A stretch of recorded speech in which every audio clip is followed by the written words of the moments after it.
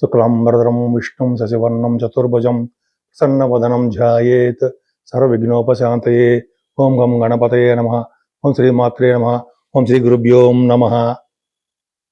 ఇప్పుడు మనం 1 మే 2026 నుండి 31 మే 2026 వరకు కూడా 12 రాసుల వారికి ఎలా ఉండబోతుందో తెలుసుకుందాం. ముఖ్యంగా ముందుగా రవి బుధ కుజులు మేషరాశిలోను, 11వ తారీఖు నుంచి కుజుడు లక్షణంలోకి వస్తాడండి, ఎక్స్ట్రాడినరీ. అండ్ తర్వాత రవి బుధ అండ్ శుక్రుడు అంటే 15వ తారీఖున రవి బుధుడు కూడా వృషభ రాశిలోకి వచ్చేస్తున్నారు. శుక్రుడు కూడా ఉంటాడు ఇప్పుడు, బ్యూటిఫుల్. అంతేకాకుండా గురుడు 3వ భావంలో మిథున రాశిలోను, శుక్రుడు 14th నుంచి మిథున రాశిలోను, బుధుడు 29th నుంచి మిథున రాశిలోకి వచ్చేస్తున్నారు. అలాగే సింహరాశిలో కేతువు, అలాగే కుంభరాశిలో రాహు, శని కుజుడు 10వ తారీఖు వరకు మీన రాశిలో ఉంటాడు. ఇక్కడంతా సవ్యకాల సర్పదోషం అనేది ఉందండి.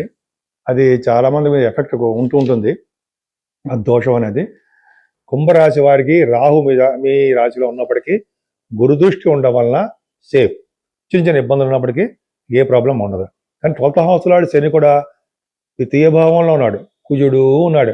ఫేస్కి సంబంధించిన ఇబ్బందో, కంటికి సంబంధించిన ఇబ్బందో, లేకపోతే మీ నేమ్ అండ్ ఫేమ్ రాకపోవడమో, లేకపోతే మీకు డబ్బులు ఇబ్బంది పడ్డమో, లేకపోతే మీ కుటుంబంలోనో మీ భార్య భర్త విషయంలో చిన్న ప్రాబ్లమ్స్ కలగడానికి అవకాశాలు ఉన్నాయి. ఫారిన్ వెళ్తారు. 12 రెండో ఇంట్లో ఉన్నాడు కదా, డబ్బు ధన సంపాదన కోసం ఫారిన్ వెళ్తారు. అంతేకాకుండా రవి బుధ కుజులు 3వ భావన ఎంత గ్రేటో చూడండి.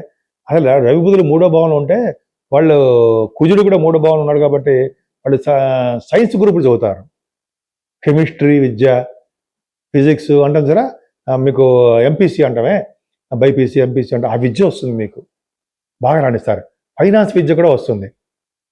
3వ భావన రవి బుధులు ఉన్నారంటే ఎక్కువగా మీ సోదరులను కలుస్తుంటారు, ధైర్యంగా ఉంటూ ఉంటారు.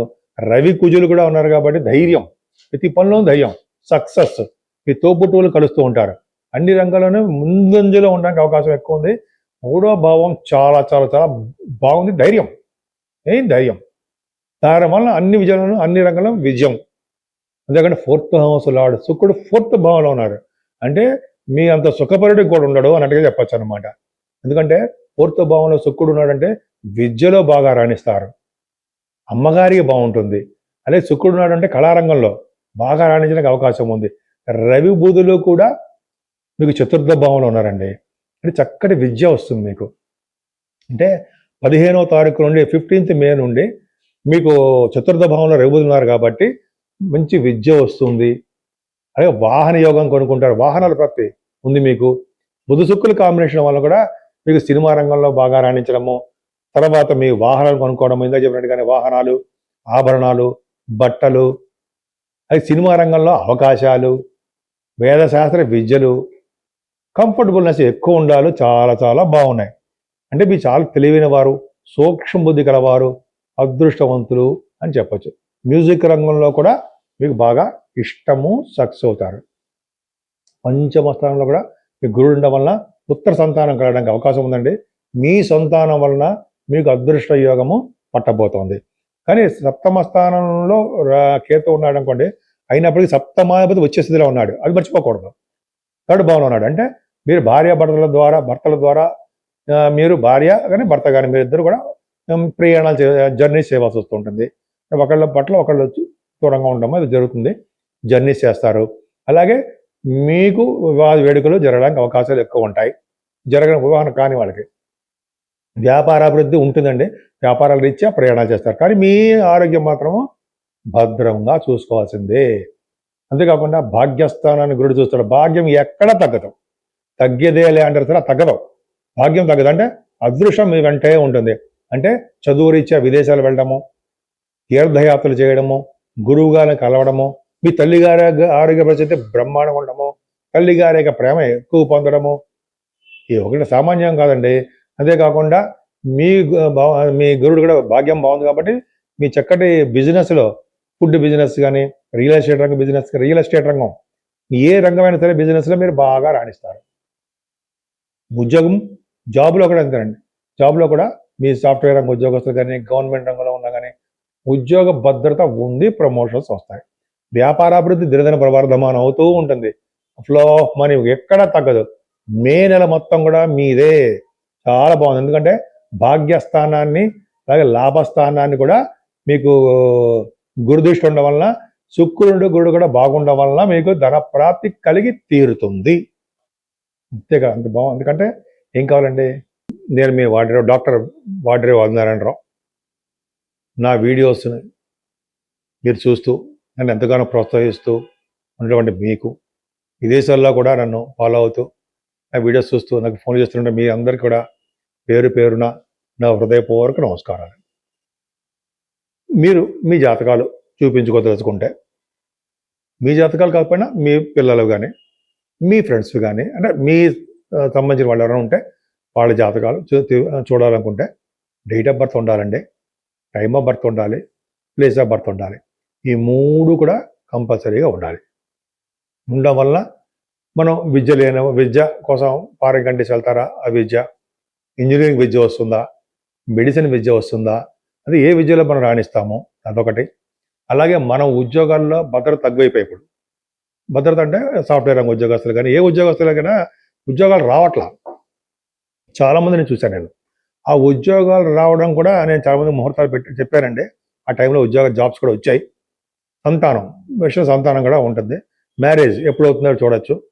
ఇవన్నీ కూడా ఒకదాని తర్వాత ఒకటి చాలా అద్భుతంగా ఉంటాయి. రాజకీయ రంగం, పొలిటికల్ రంగంలో కూడా మీకు సీట్ వస్తుందా, గెలుస్తారా, అవన్నీ కూడా చూడొచ్చు. తప్పేం లేదండి, జాతకంలో ఉంటుంది. మీరు కూడా చెప్పించుకోదలుచుకుంటే మీరు ఈ నెంబర్కి ఫోన్ చేయండి, 7075389589.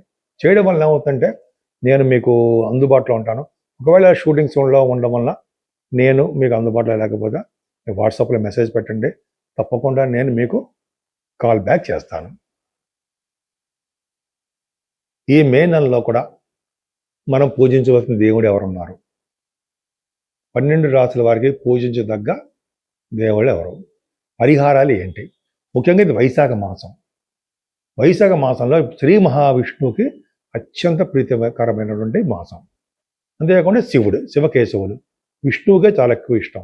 ఈ మాసంలో ఎవరైతే చెప్పులు దానం ఇస్తారో, చలివేంద్రాలు పెడతారో, మంచినీళ్ళు దానం కుండల్లో పెట్టి దానం ఇవ్వడం, అలాగే గొడుగు దానం ఇస్తారో, ఇలాగే విసిరికర్ర ఎవరైతే ఈ దానాలు ఇస్తారో వాడికి అద్భుతమైన ఫలితాలు కలిగి తీరతాయి.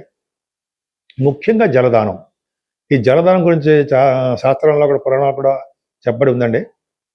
ఎవరైతే జలదానం చేస్తారో, జలదానం అంటే మంచినీరు, చల్లటి మంచినీరు దానం, చలివేంద్రాలు పెట్టించడం, అలా చేయించడం వలన వాళ్ళ ముందు తరాల వారు, తర్వాత తరాల వారు కూడా పుణ్యలోక ప్రాప్తి కలుగుతుంది, శ్రీ మహావిష్ణువుకి ప్రీతిపాత్రుడు అవుతారు అని చెప్పవచ్చు. ఇది ఒక గొప్ప అదృష్టం అండి. మీరు మర్చిపోకండి, వైశాఖ మాసం అనేది చాలా అద్భుతమైన మాసము. అలాగే శ్రీ మహావిష్ణువును పూజించడం అద్భుతం. అలాగే కాకుండా మే నెల మొత్తం కూడా మనం శ్రీ మహావిష్ణువుని పూజిస్తూ అమ్మవారు లక్ష్మీ అమ్మవారిని పూజించడం కూడా అద్భుతమైన ఫలితాలు ఉంటాయి. ముఖ్యంగా 12 రాశుల వారికి, మేషరాశి నుంచి మీనరాశి వారికి కూడా కలసర్ప దోషంలో ప్లానెట్స్ అని ఉండిపోయాయి. దానివల్ల కూడా దేశాలలో మధ్య, రాష్ట్రాల మధ్య, ప్రజల మధ్య ఇవన్నీ గొడవలుగా ఉంటాయండి. ఏది కూడా సాటిస్ఫాక్షన్గా ఉండదు.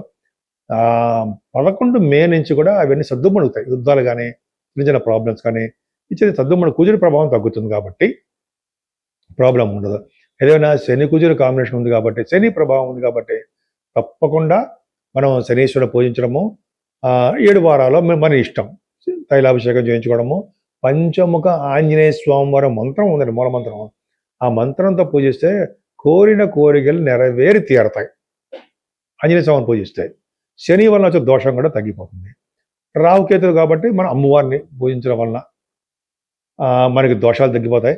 అంతేకాకుండా మనకి తీర్థాలు కాదండి, మనం తెలుసు కదా, కాళహస్తిలో రాహుకేతులు పూజ చేయించుకోవడం వలన, శివుడితో శివ పార్వతులు అమ్మవారి దర్శనం చేసుకోవడం వలన కూడా మనకి చాలా మటుకు దోషాలు తగ్గడం అవకాశాలు ఉంటాయి. అంతేకాకుండా శ్రీశైలంలో రమణమ్మ అమ్మవారికి, శివుడికి కళ్యాణం చేయించుకోవడము, సుబ్రహ్మణ్యేశ్వర స్వామి వారికి కళ్యాణం చేయించుకోవడం వలన అన్ని రంగాలను ముందంజలో ఉంటాం.